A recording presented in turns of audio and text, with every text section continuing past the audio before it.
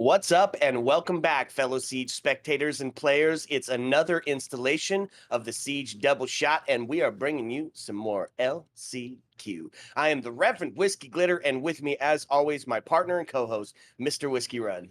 Welcome back, everyone, to the South America qualifiers, this time down the bottom half of the country. We're going to see and figure out which one of these teams is going to make it through in the LCQ, and want to bring up the bracket because in the last time we saw the South America League LCQs, Elevate, MIBR, and NIP were all in the quarterfinals, and they all lost. It was crazy. Vivo and Amo both qualified, which means that those three plus Los are now in the qualifier number 2. You take a look at that bracket.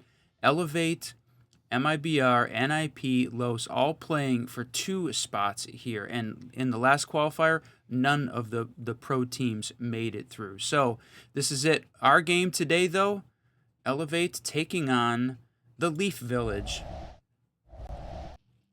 Okay. If you're familiar with the SAL, then you probably know a couple of names on there. For us, there's only a few that are big names that stand out, of course. Big one being Reduct. Let's take a quick look at where we are headed for this best of one, this brawl for it all. Yeah, that's right. And I know it's been the map that has been the really the number one, I think, throughout this qualifier, KAFE. We're going to lose Lair and Consulate right off the bat. You know, a little unfortunate we're not going to get to see that Lair map again, but still not a favorite of the teams. Nighthaven gone as well, unfortunate. And then my favorite, deciding between Chalet and KAFE. It is going to be KAFE, though. This time, I mean, we've seen this map, I think, 3 of the games we cast yesterday in the North America League, so very not surprising to see. KAFE has been the rising star in the competitive map pool recently. Yeah, absolutely. And because of that, it gets a little bit more default, right? It gets a little bit more predictable in some areas, but it's really going to be up to the teams to tell the story here. Whiskey, KAFE in a best of one. You can't leave anything behind. It's all got to be left on the table, on the field. That's right, my friend, and here it is. We're rolling into the game as we speak, and it is time. Leaf Village taking on Elevate. Love that name, by the way. A little bit of throwback to the anime. Capital going to be the first one down, and not surprising, he's been so good as a part of the KAFE, right? The window holds. Yeah, his ability to block off rotates to force people out of those critical push point positions does make him a force to be reckoned with. So, Capital off the board, not surprising. The fact that we are not seeing a Monty means that these two teams are looking to potentially be util dump heavy, especially with that Ying off the board. That feels targeted. Yeah, interesting. You said it. That's one of the things that South America has been, and especially the Brazil region, they have been shield heavy, which means they were shield heavy bans. And now with 3 great shields in the game, the Monty, the Blackbeard, and the Blitz all being great, we were seeing at least 1 or 2 banned out most of the games. This time, all of them going to be available. Take out the Mira, another excellent operator for holding on to to all of these sites on KAFE. And then, really not surprising to see Azami go down. She is that one of those operators that is just so good in every position, especially recently. Yeah, absolutely agreed. Could you imagine if we were to see like the game style we were playing yesterday, Whiskey? 4 shields and a lion or a Finko running in. That would be wild, my friend. Not going to see it. Well, I mean, we could see it. It seems unlikely, but we certainly could see that. Yeah, don't let me IGL a team. Don't let me be a coach, because I might make that happen. All right, kicking it off. I mean, downstairs, first floor, we've really seen this play out in a variety of different ways. KAFE is one of the reasons, I think, as it's gotten more popular in the competitive pool. We're seeing more alternative strategies. Right, it used to be third floor, first floor, reading, rotate. And now we're seeing teams experiment with different rotations this time, starting downstairs on the first floor here for Elevate on their first defense. Yeah, and I like it. I like the call. Obviously, we don't want to see you go third floor first because of how default it is, because of how um, solved, I guess it is. So taking it down to the bakery to start us out. Now, we don't bring those operators that bring along that or help facilitate that extension so much. Instead, it's more of a dedication to the area hold with the Goyo on the board. Goyo on the board, that's right. And we see this the VIP hold. Interesting that Cade is going to be the one to do it. Usually, when you've got the warden in place using the deployable shield, he's the guy that holds down that spot. But instead, going to be looking to hold down bar instead with the Cade in the VIP section. It is interesting, and it's definitely a dedication here to that first floor area. No vertical to be had, and that's going to be Kurtz to take Mitrix off the board, and that's going to be the body balance already into the hands of Leaf Village. Yes, indeed. 1 second.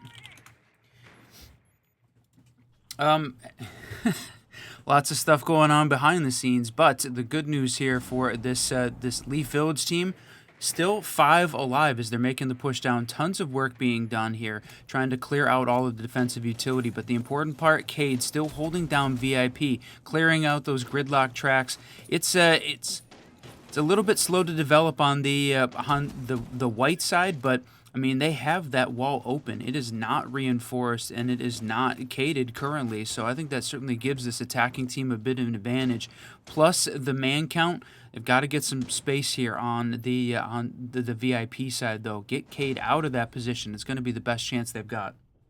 Yeah, well, they're going to take they're going to take off the Goyo, and so that's one of the vectors gone off the board. Does put us into a 5v3 scenario, and we have got some established and dedicated vertical hold here. As you can see, everybody outside of Gridlock up on the second floor looking to try to catch somebody rotating back into sight. And of course, Gridlock doing that all important drone work, and that's the hatch drop is going to find one. Jeez. But he does escape as they start to make the push up. But Jesus, yeah, that was a huge play. They didn't take care of the Cade, and he had that long sniper shotty, so he was able to find one, a trap like mouse to cheese. But they come out with the body balance and ultimately the win. Not surprising to see the Leaf Village here take that first one. I mean, we were seeing the Elevate really sort of struggle to slow this team down after that opening pick going in Leaf Village favor. Elevate lost the next one quickly, and then I don't know. I was questioning that the choice you had the Cade playing VIP, but not reinforced the freezer wall, not using the Cade charges there, right? Almost inviting that piece in, allowing the attackers to make some space. And with Gridlock, she was playing on those white stairs. Nothing we could really do in that case. So now we're going to see this Elevate team take the next site, one of the next in the rotation. Here, the reading. We saw a lot of, interestingly enough, yesterday on that friendship team game, we saw mining played several times, which is definitely the weaker of the 2 second floor sites. It was interesting. Looked like they were sort of experimenting with different strategies there for running the mining site. Reading being the favorite, that's where Elevate is going to go next, and it's sort of changing up this lineup completely. A little bit of the area denial with the smoke and Valkyrie. She didn't get banned, and the cams are so good on KAFE. So much open space. Really a great operator for that. 100%. If Valkyrie's available, we're going to use her, especially on KAFE. So, okay, it is a dedication to that slowdown here, but a couple of those gadgets could be stolen. There's a Brava on the other side of it, and look at this, getting cheeky quite early is Legion looking to catch somebody on the spawn peak, but they're hip to it. He's going to keep going, though. It's bold. It's the ego. It's saying I can make that. The switch down to the other side of the window to try for a second spawn peak is not going to amount to anything just yet. So inside of 230, we still sit fall. That's right. 2:30 left in this round number 2. Look at this hold on the hatch above red. We were seeing the C4 play. We tried it in ranked yesterday. Didn't work out, but the combination of the hatch open and the pulse, love seeing that happen. In this case, right, you still have got Valkus playing down below or playing upstairs with that C4, waiting to try and find somebody. But right now, most of the team has moved back up to the 3F, holding vertically here against this this defense that is, or this attack that is more focused on the second floor. Yeah, and they're going to find 2 off the boards. Valkyrie going to be relegated to her cams, and Malusi goes down. Does put us into a 4-3. Still plenty of time left, and there it is. For Legion, they'll find his life forfeit. A quick exchange there, but they have got him pinched on both sides. Classic sandwich strat, and he fell right into it. So it does take us into a 3-2 scenario now. A 3-1 is Wamai is taken off the board. Now all is smoke left alive in this 1v3 with so much time left. Yeah, again, Elevate down in the body count, struggling to deal with this attacking team, and the Leaf Village taking another one here. So, real quick, as we're heading into round 3, we are going to have a quick caster switch. I know Whiskey Glitter was not feeling the best today, so we're going to have Alio step in and fill in for play-by-play today for the rest of the game. Excellent. What is up, everyone? How's everyone doing here? Hey, Ali, thank you so much for stepping in for the LCQ. Just not feeling my top 100% here, so really appreciate your help. Yeah, no worries, man. I'm always down for a good bit of casting. Unfortunately, haven't been able to see too much of this game just yet, but does look like we have an attacker-sided KAFE, which I would say is not that out of the ordinary, as the map can kind of go either way, just depending on the proficiency of the 2 teams playing it, you know, but I mean, Run, since you've had more experience with this game than I have, how's that been going?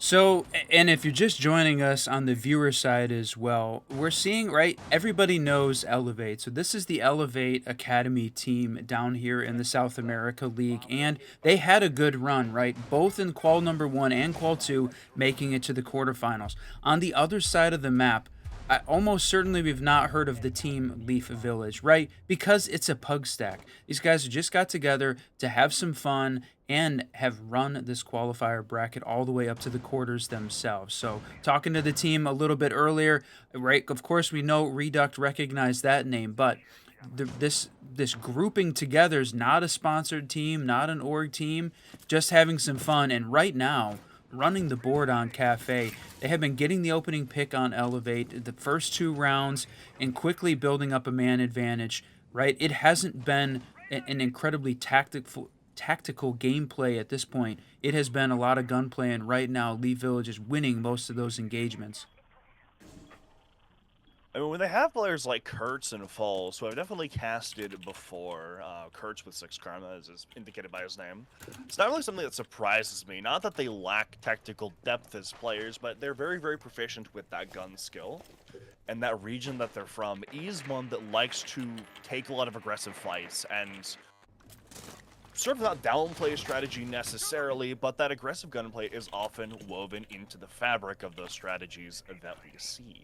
They'll have to use that to dismantle this top floor hold, though, which does have a ton of utility to crunch through with that Mute, Wamai, and Castle combination.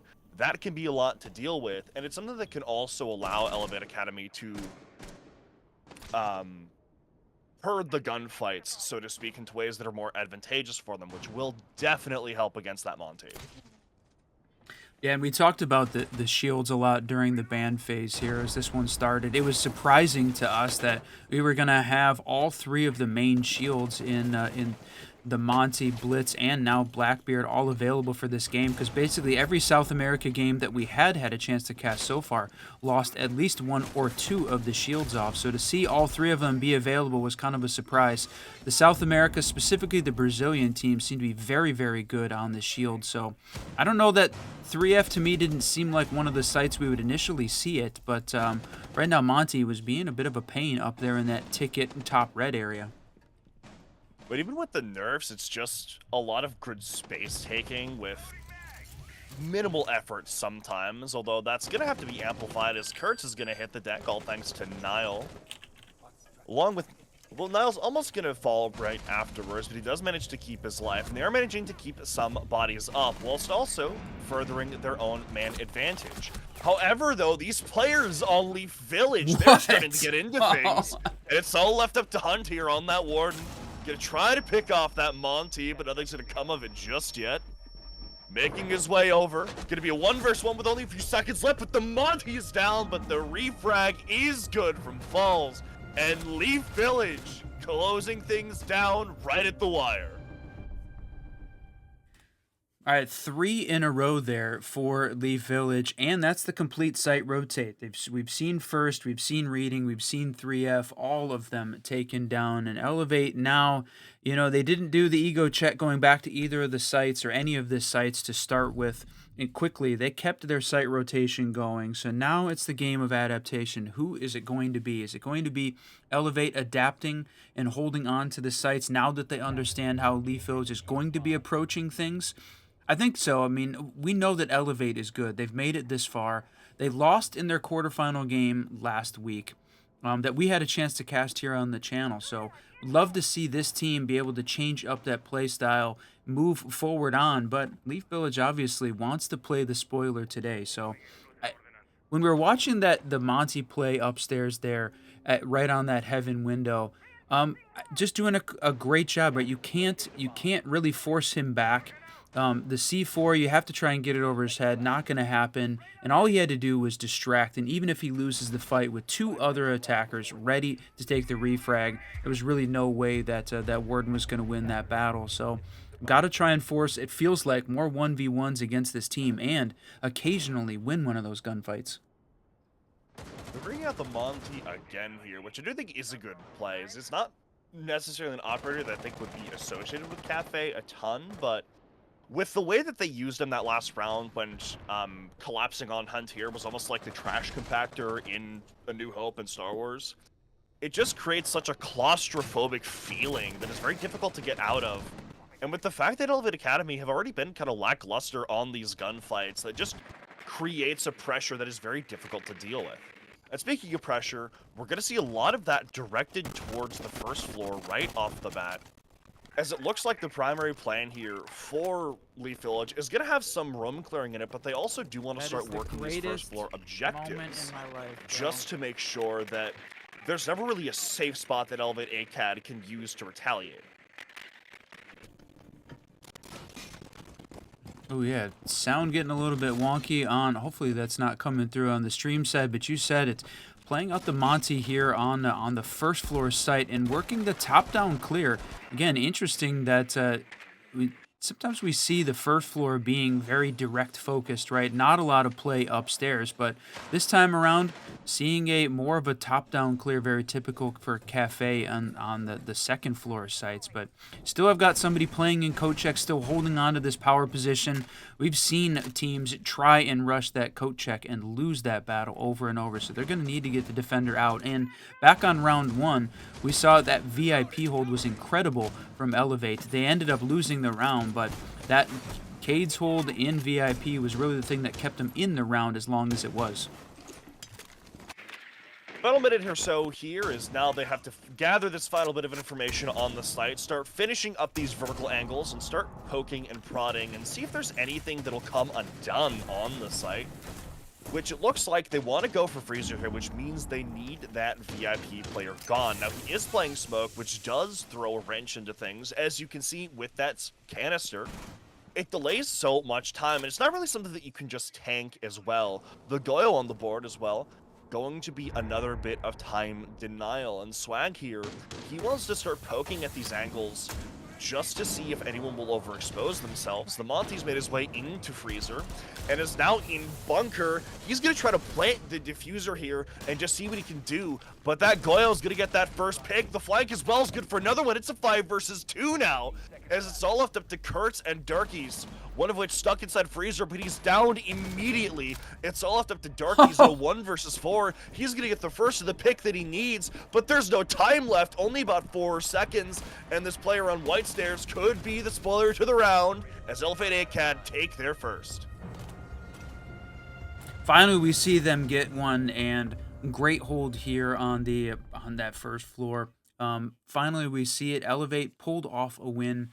Um, Really, for me, the change up was we're seeing. Like I said, they needed to win some of those 1v1 engagements, and Leaf Village fell apart a little bit, spent a little bit too much time upstairs, not enough vertical control, even though they spent the time upstairs. So right now, boy, between these two, it's hard for me.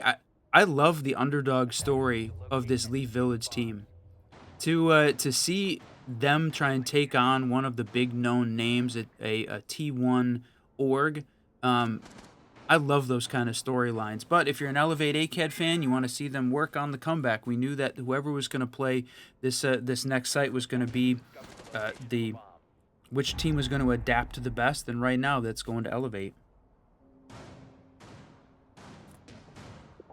Yeah, we'll need to see them elevate things a little bit if they want to come back here. So things are not all lost yet, and I do think the KAFE is a map that, like I kind of said when it joined in, it can definitely go either way once you're on that attacking side. Although I think that Elevate does need at least one more round here to kind of make that comeback plausible. It's just even the feeling of being down 5-1, even ignoring the fact that your opponents only need 2 rounds to win the game, it's just a lot of pressure that I'm not sure Elevate Academy want to have on their shoulders right now, especially since they already have the pressure of, like you said, being the Academy team for a T1 organization. Working on the setup downstairs, and this set we've seen the Vigil and the Boss G just be such an important part of most of the attacking rounds. You seem to see him on nearly every single map. KAFE seems like it's a little bit of a special place for him too, though, with lots of spawn peak angles, lots of angles that they can hold, that tight, long, and look at him playing up in the pixel area, just waiting for somebody to peek their head out on one of the rappels, avoiding all of that drone detection. So I love it. Like when you have a team like Leaf Village that really like their gunfights, you have to be willing to meet them at the front door, and that's exactly what Elevate have done these last 3 rounds. They're on their 3rd opening pick in a row here, and that's exactly what they need. Although the utility usage gonna hammer down just a little bit. One player almost loses his life, but it's a 5 versus 2 yet again for Elevate Academy. Now there is 1 kill brought back by Falls, but still, you're at a 2-to-1 man deficit. That's not the position you want to be in going into these last minute 30 seconds. Yeah, minute 20 left in this round. You got 2 attackers left. They've got the cigar side. They've got a little bit of freezer control here upstairs, but all of the defenders have rotated themselves back down, and nobody up on the 3rd floor. So this is going to be difficult with them, Stairs are the most dangerous way to traverse levels in Rainbow Six Siege, so they're going to work on using the Deimos to try and open up some vertical holes, but look at this hold coming out from Vigil. This is going to make it very tough. Double hold on the white stairs. This is not going to be the place to make the push. 45 seconds left, but the good ideas are starting to dwindle. As we see one player drop in towards Pillar, and the smoke canister is now growing supremely powerful with each passing seconds as the attackers have less and less time to sit and think, and he's going to throw them around wherever they poke and prod into the site. The Vigil as well in Overwatch with these long angles, and this flank from Momoamai could be lethal, as it's all left in a 1 versus 4, but it's not going to do anything. As Elevate Academy, they're starting to figure things out and bring things back. Those last 2 rounds, we have seen Elevate do a better job of holding the vertical angles, and we talked a lot about this yesterday, and I know you do as part of your cast as well. Siege, the age of verticality has certainly become such an important part of the competitive meta, and the teams that are good at it, both on defense and if they can roll that over into attack, I think are the teams that continue to rise above. So we're seeing that from Elevate. Looks like they took a little bit more advantage of it this time, and leaving Leaf Village kind of struggling to put something together at the end. So 2 in a row for Elevate after a 3-0 start for Leaf Village. Certainly the momentum has stopped. The pendulum has swung back, And now it's time for Leaf Village to answer back. Is it going to be a 3-3 split, or are we going to see that attacker side at half? I think the 3-3 split's probably just... I mean, obviously it's the best case scenario for Elevate Academy, but I think on a deeper level, just the fact that Elevate are starting to figure out Leaf Village's game, if they're able to get that even split going into this attacking half, with the way that the map has been going so far, that gives them a lot of freedom to work with. It gives them a lot of maneuverability that Leaf Village are really going to want to deny as much as they possibly can. Leaf Village will be on the defense, which means they have the advantage of setting up that map to their advantage exactly how they want it. But Elevate Academy, they're starting to grow confidence. And I think that's the most dangerous thing here, and that's the thing that Leaf Village need to shut down this round. The 3-3 split, yeah. So we saw the 3F site back on round 3. It was the first time we saw the Monty played out from the Leaf Village attack. This time, though, going to take a different strategy, not use the shield. Going to rely on this combination of the I was going to say stealth with the Nook and the Deimos playing together, but not going to be the case. And so close for another Boss G kill, but he's quickly answered back. That is exactly what Leaf Village need to hold on. You lose a Nook for a Vigil, which honestly is kind of a one-for-one trade, I would say. I mean, Nook is just kind of a combination of Vigil and Caveira, and also a good opportunity for puns if you're casting. But more importantly, it allows Leaf Village to stay in this round with these fights, which is something they've struggled with these past couple rounds. And that's exactly what they're going to want here, although there is still a lot to do going into this final minute and 30 seconds. The Grim, going to have quite a bit of impact on that, but Mitrix going to try to limit that as much as he can, as we're going to see the swing in here from Darkies with a couple kills going both ways. What was he doing? But Elevate Academy still remaining on top in this man counts. It seemed like a huge mistake there with Deimos. The ping still active makes the swing in, right? Continue to use the Deimos drone gadget when you're in a safe space, or right, we love it when he's playing down below shooting up, but when you're outside on the rappel, that seemed like a great place to use the drone. Hand out intel to the team, keep yourself protected from an exterior wall. Instead, he swings in, they know exactly where his position is. Certainly seemed like he should have maybe tried to rotate, maybe try something different rather than swing in when the defense knows exactly where you are. Bit of a mistake, and has left the Elevate team with 2 players nearly full health and 1 left on the Leaf Village side.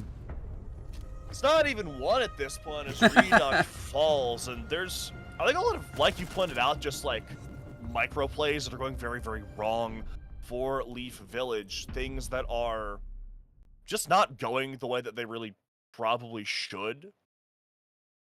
And like, I think the biggest example, like you pointed out, is that play of the Deimos just jumping in the window like that. Is normally the thing you'd want to do is either stay on the window or just use that drone that Deimos has access to just gather some information.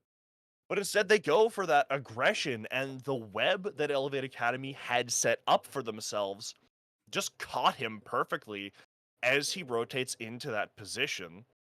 And it just makes for a pretty unwinnable gunfight, which also coincided with his teammate getting a kill, which just negated the mana quality that Leaf Village could have had in that scenario. Yeah, you said it.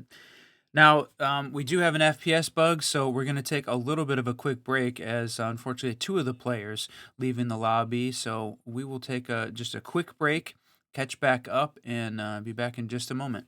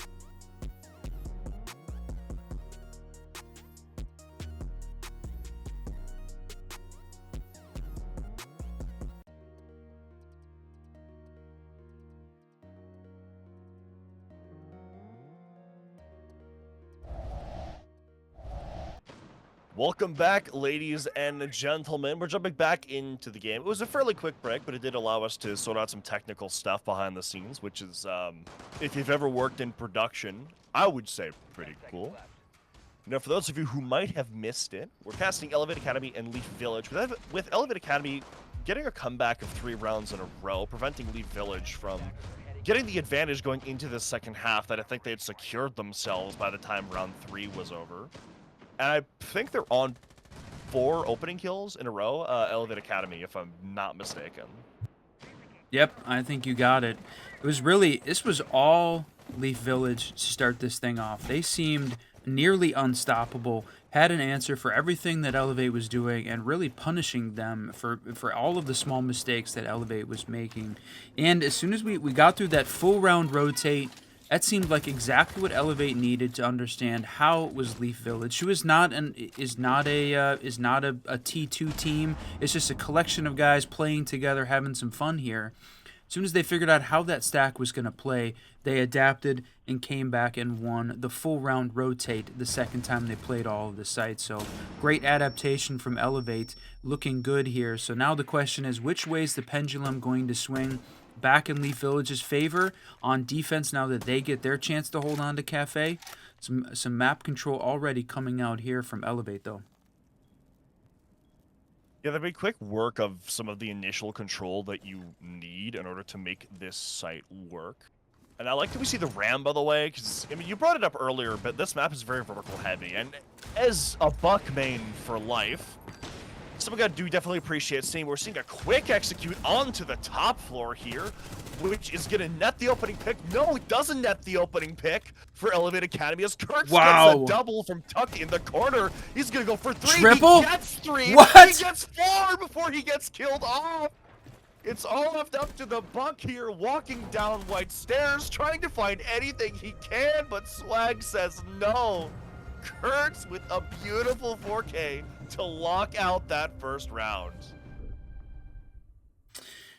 All right, well, that answers that question dramatically. Which team was going to come out and take this opening engagement of the second half after the FPS bug is resolved? And the answer is Leaf Village. What a showing from them, but specifically the individual heroics from Kurtz with a 4K playing behind the cocktail table.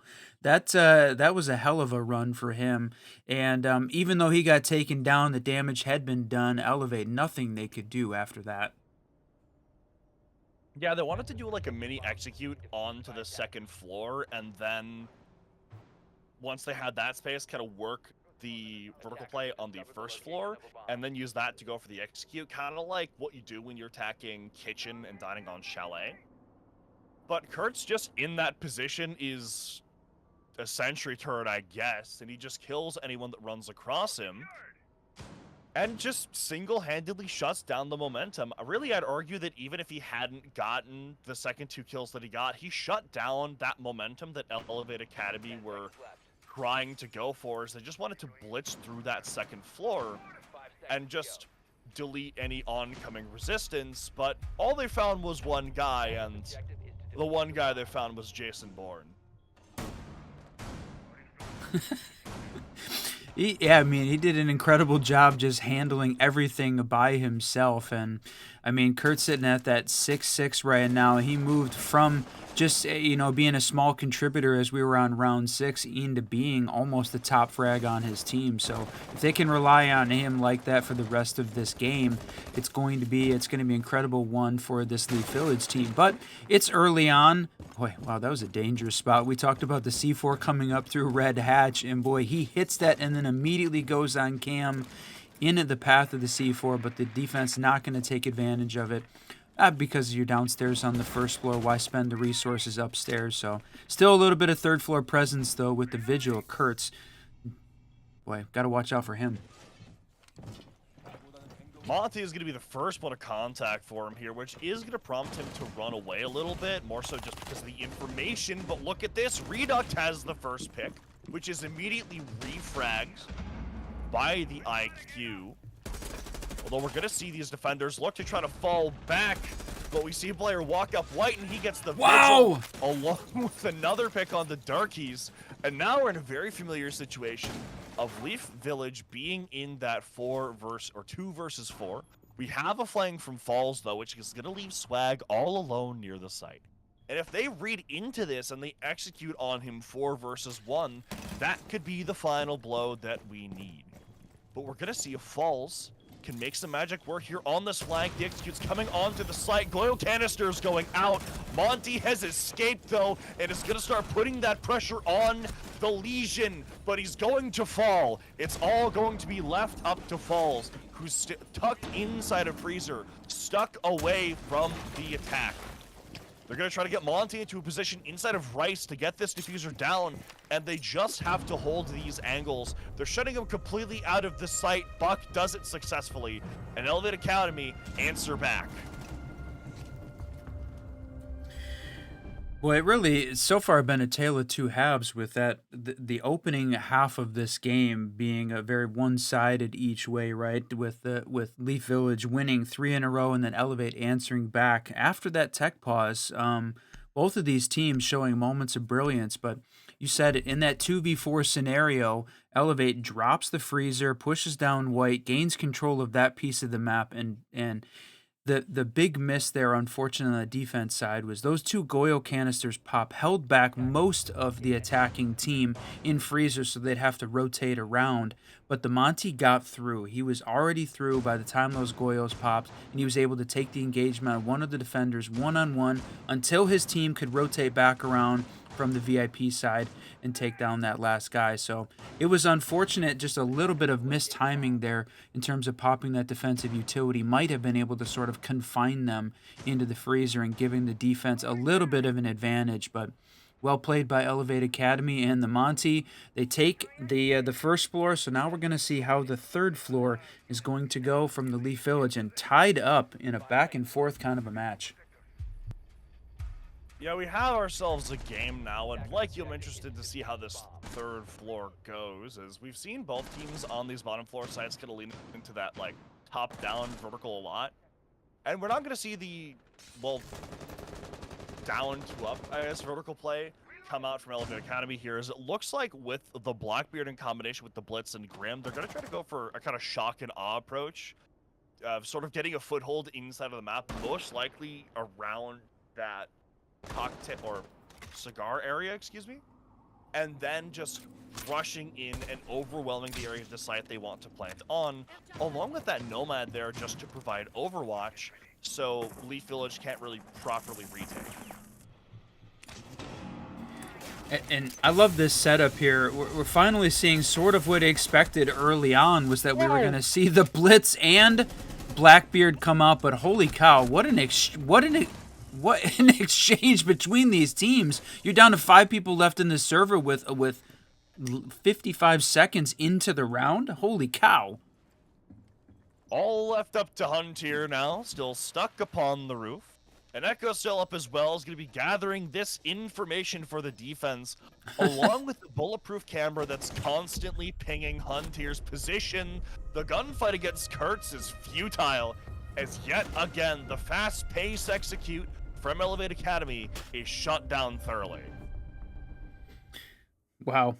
The back and forth on its way here with Leaf Village taking that one. Yeah, the combination of the bulletproof and the echo blast there at the end, just unstoppable. So we're going to say, as that round was developing right at the beginning, right, just 50 seconds into the round, that, okay, you've got Elevate playing a double shield finally, taking on this third floor. We saw them start to be successful with that, and then absolutely fell apart from a couple great shots from Leaf Village, and it seemed like they were just out of position to have that many players drop that quickly.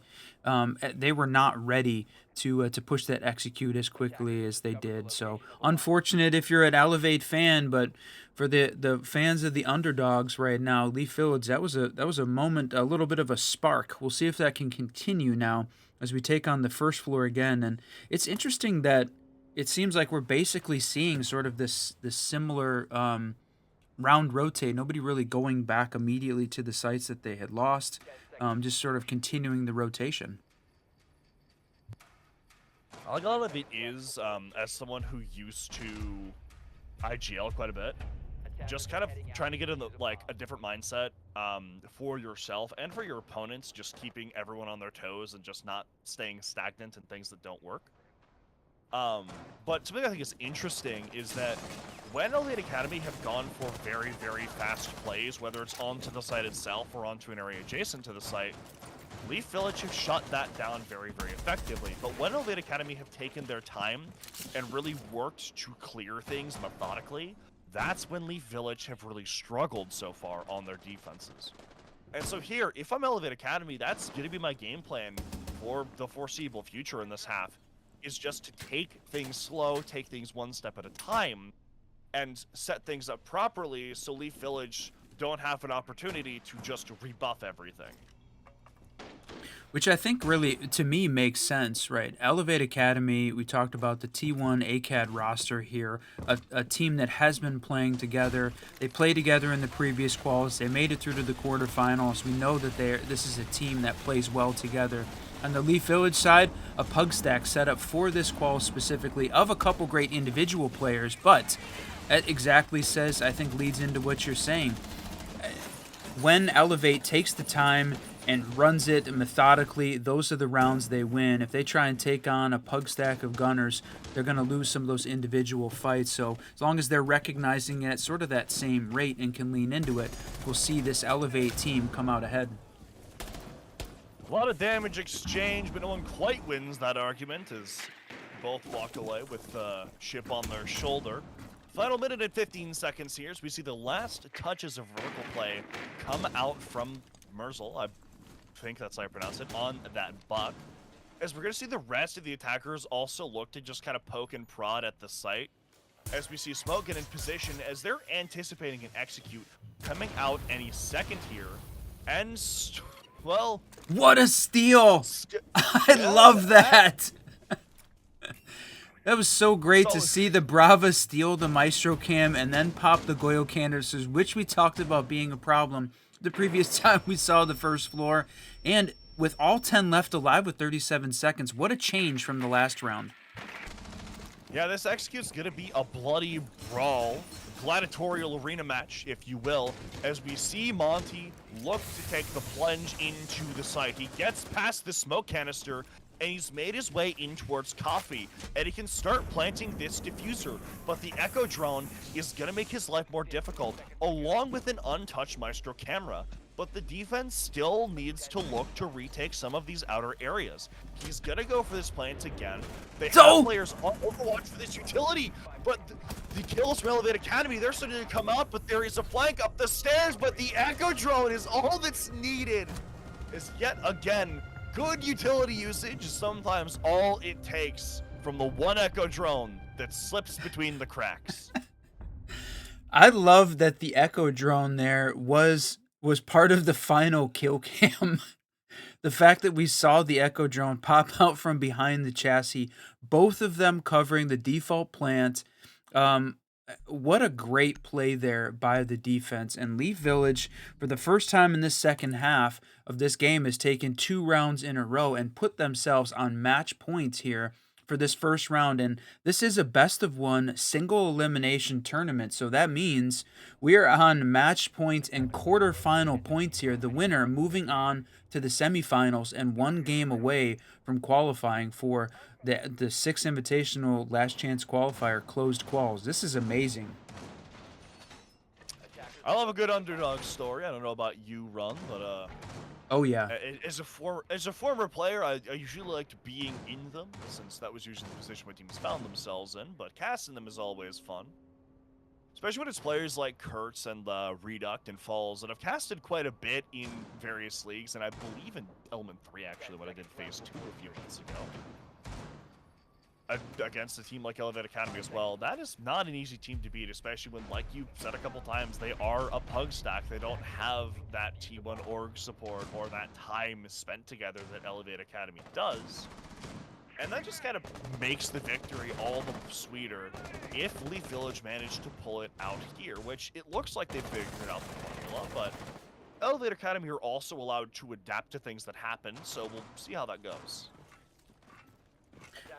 That's right. It's definitely not a team to underestimate at all, right? If you said it, if Elevate can take the time, work the site. This time, though, it was just the fact that you had all 10 left alive in the server for so long. What a difference it was between that round 9, where you had 5 people dead in the first 50 seconds of the round. Completely different ways that this game has been playing out. So that feels to me like it's would be difficult to play in, difficult to IGL around in terms of how differently the round is playing.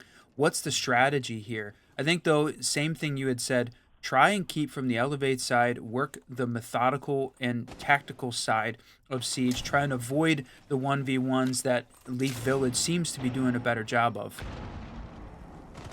I don't think Leaf Village have started to figure out a little bit of that, though we do see some 1v1s go down, with Falls taking the first one, as he is going to take down Hunt here on that Grim, which is so much execute utility off of the board. As we see Kurtz as well just fall back a little bit, as they've realized that they really don't have control of the top floor anymore, but they're just gonna close off the site now. As now, with only about a minute 20 seconds left, Elevate Academy have to start working the site itself, and we see a lot of repositioning going on here, as Leaf Village are going to just fall back in towards different areas. So once, much like the last round, once Elevate Academy look to start trying to pressure the site itself and actually get in, there's just going to be so many items on their checklist. Boy, again, 50 seconds left, 9 players left alive. Elevate Academy down a man, and this is it. Their last opportunity with Leaf Village on map point. They have got to put together something quick, and it needs to be a tremendous execute from this team. And, with Naka going down, this puts him in a really tough position in the last 30 seconds. Darky's in a great position with that mute as well, if anyone tries to hit White Stairs' side. We see Mitrix flirting with the idea of dropping down this train hatch, but he knows that he has the most important piece of utility, and he knows how dangerous it would be if he falls. We see a player drop in towards Laundry, but they're ready for it. He only gets one pick before he ends up getting killed off. Falls, though, gonna fall to the Ash, who almost gets a 2K, but not quite. Diffuser going down from this Hibana, but no, she's whittled down to a 1 versus 2. 3 seconds left. Blinding the Diffuser, the defense has to run, but if they can get to her in time, that's all they need to win the game. Deny Elevate Academy their spot in the closed calls for the Six Invitational 2025 LCQ. Wow. Congratulations there to Leaf Village. Closing this thing up. 7-4 victory. Definitely a lot quicker, and I thought we were going to see Elevate come back there, and it just did not happen, my friend. Did not happen whatsoever. And once Leaf Village kind of started to figure out the fact that Elevate Academy were doing better by just being slow and methodical and taking their time, they just read into that, and they didn't give the steps that Elevate Academy wanted. They purposefully all just stayed alive until the last possible second. So then once you get onto the site, your checklist that you're going through methodically is so long that you'd think it was a Family Guy skit. I love, and I want to say, love having you here. Thanks for filling in. I know you filling in for Whiskey Glitter there at the end of round 2. So, Alios, very much appreciate you joining us for this one. So we've got one more game. We are going to do the semifinal game that is taking place immediately after this. So we're going to take a few minutes on the prod side, set that up, and semifinal game coming at you as well.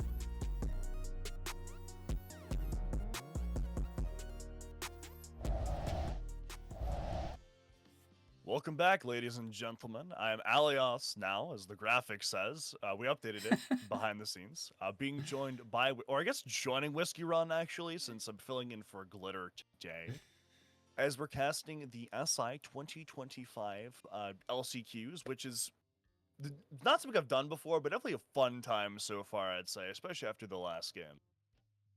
Yeah, that's right. Joining us for a TriCast early on some of ours has been great. Glad to have you as actually a partner here today. And thank you very much for filling in for Whiskey Glitter. Struggling a little bit this morning, but glad to have you here. So now, like you said, SI Open Qualifiers, and we are here in the South America League as well. We just watched the quarterfinals, and it is time for the semifinal game. And in this case, we've got 4 teams left. The Leaf Village taking MIBR. That's going to be the game we're going to be watching today. Also, Ninjas in Pajamas losing to Los. Los moving on. And, let's see, Barceloco is the team that they're facing down. And only 2 of these 4 teams in the semifinals can move on to those closed qualifiers. So, who is it going to be? In our game, MIBR taking on the winners from the previous round, Leaf Village.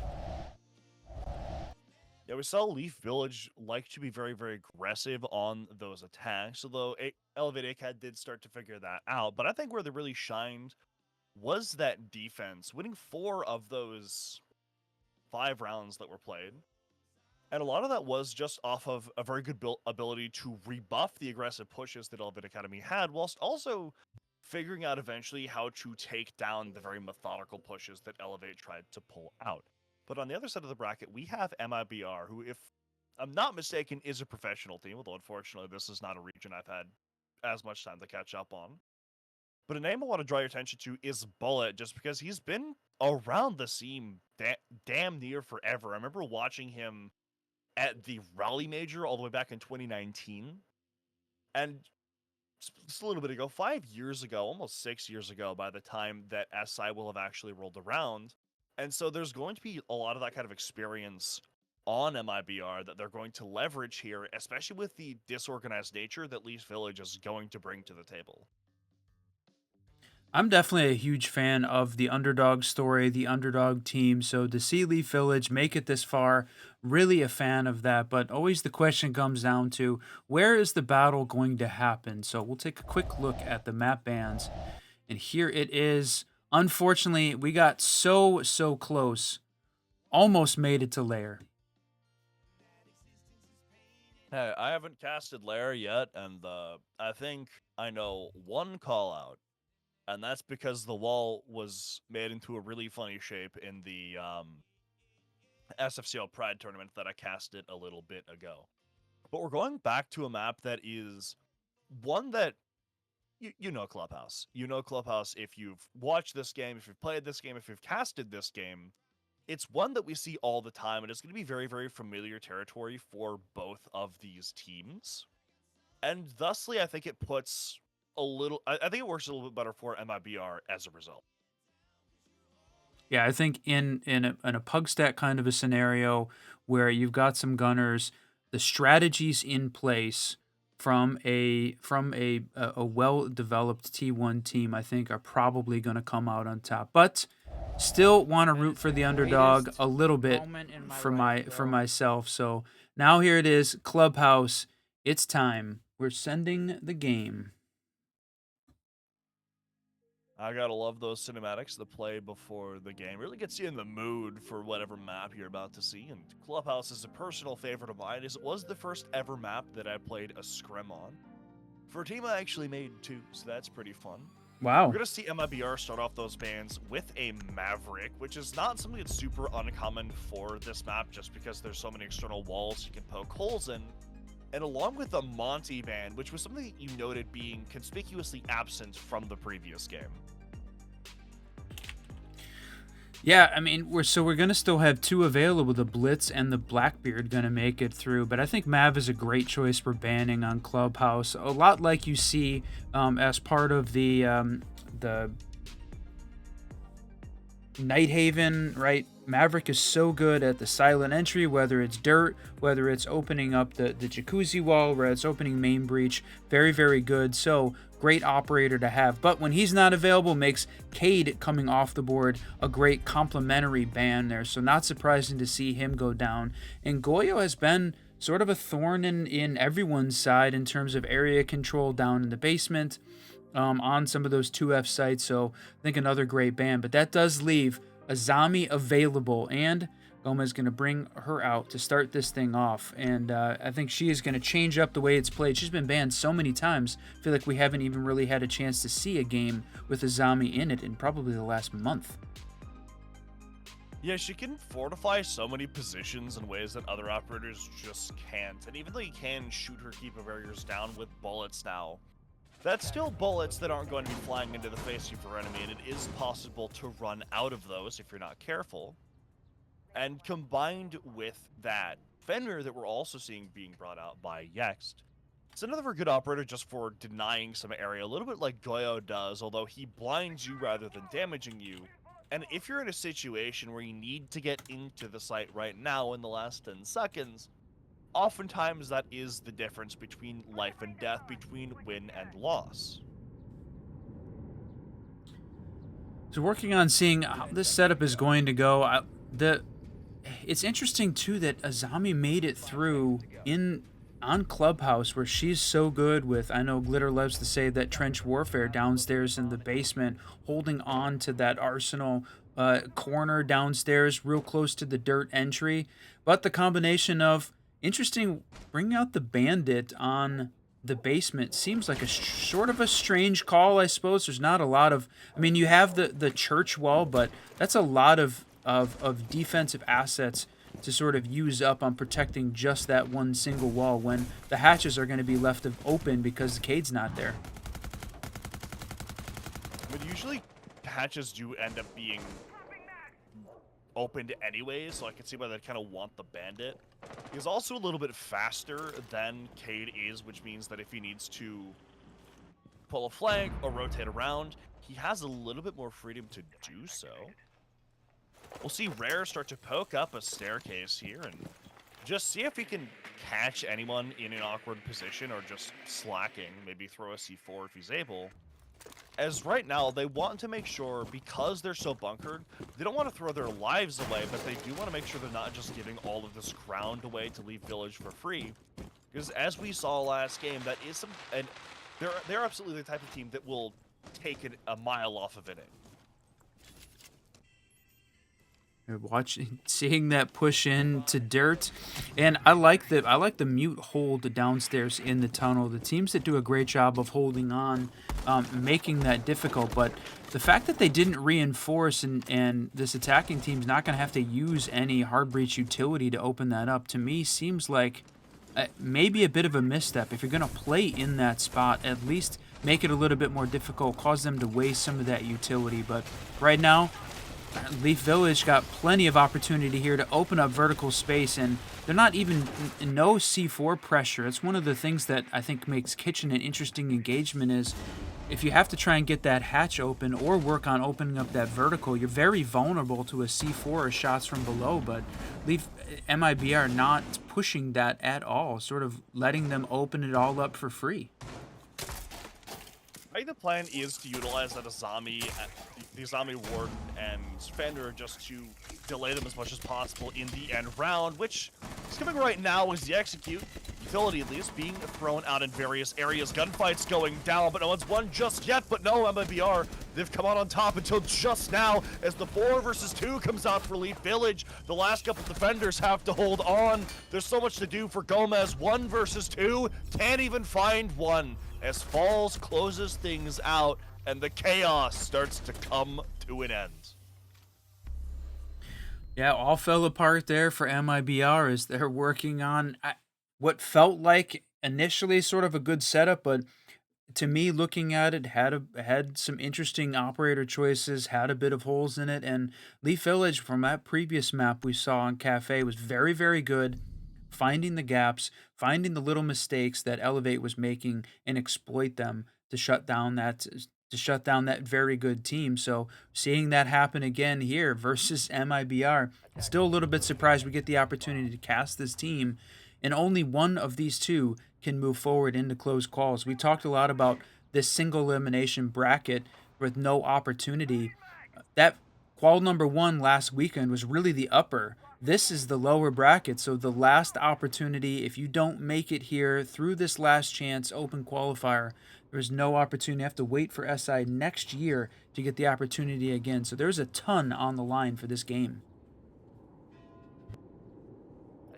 I think there is more pressure on MIBR just because they are like the professional team. They are the one that is technically supposed to win in this match, whereas Leaf Village, not to take away from them, they are a very, very good team, but they are also a pug stack. They're not a team that has that pressure to make SI or to make the LCQ for SI.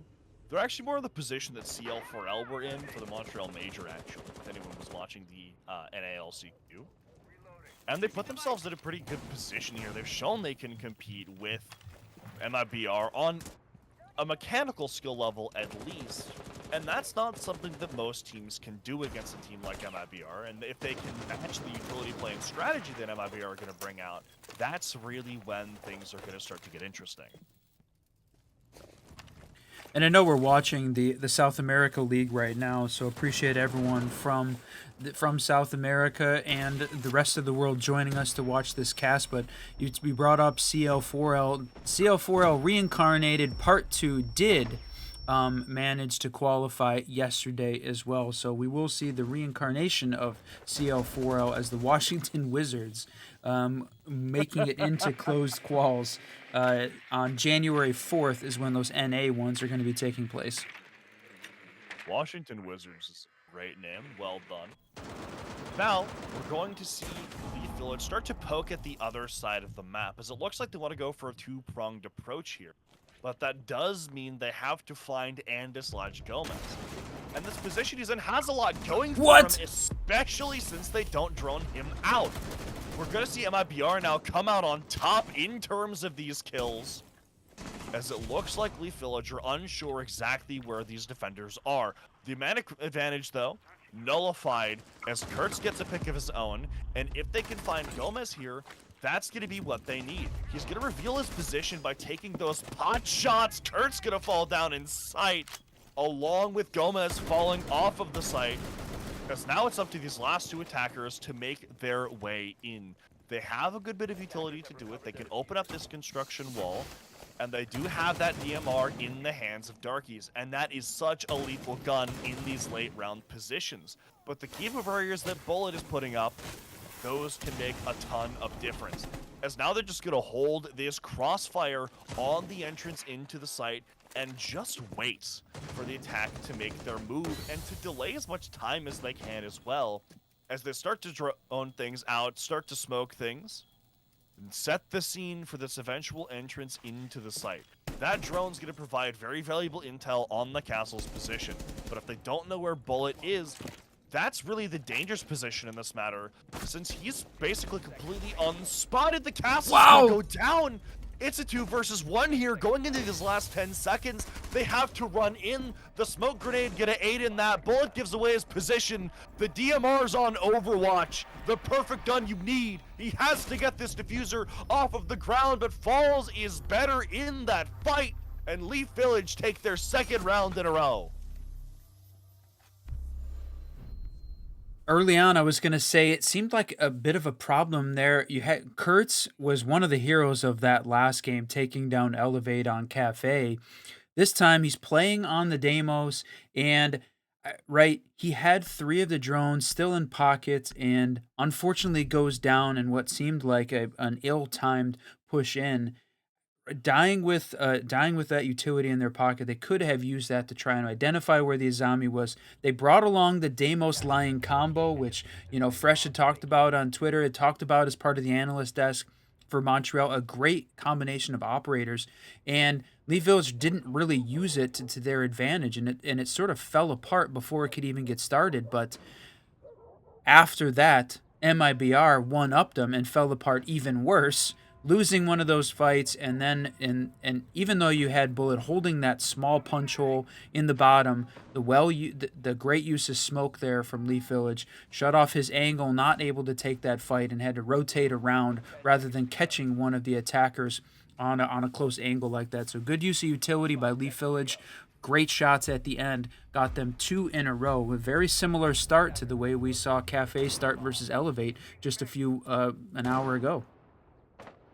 I think something that's interesting about that round, and something I really appreciate from Leaf Village, is that even with only 40 seconds left, they just took the time to drone. That's how they were able to kill that castle and get themselves the 2 versus 1, was they just gathered the information. They took their time. They were patient. And that's a mistake that we see a lot of lower tier teams make, is they're not patient enough to do things like that, and they'll get caught slipping up as a result. And it does show that even though this is a pug stack, there's still quite a bit of knowledge amongst this team, which they'll still have to put to the test, as MIBR isn't a team that's just going to lay over and die. But it does mean that they do have a fighting chance, especially these first 2 rounds have gone. Although so far in this round, we see them take a very minimalist approach to this attack. There's a ton going on all around the map here from MIBR, but it's been largely ignored, if not dealt with, as Kurtz kills off Gomez for that opening pick. There it is. That's exactly what Leaf Village needed. And if you're an MIBR fan, you're saying, come on, losing another opening pick. Unfortunate here for this team. They've got to step it up. So we did see Basement back on round 1, and that was a Leaf Village win. Again, a little bit some interesting operated choices. Hopefully, Machina can hold on to that bottom site, playing the Arsenal a little bit stronger, prevent the dirt push in, and just slow this team down. I was going to say, they've all bunkered back with the exception of the Legion coming down those central stairs. That could be huge. Along with that pick from Redux, Kurtz has a refrag right back, though, maintaining that man advantage his team fought for, as Yex has made his way back to the site on that Legion.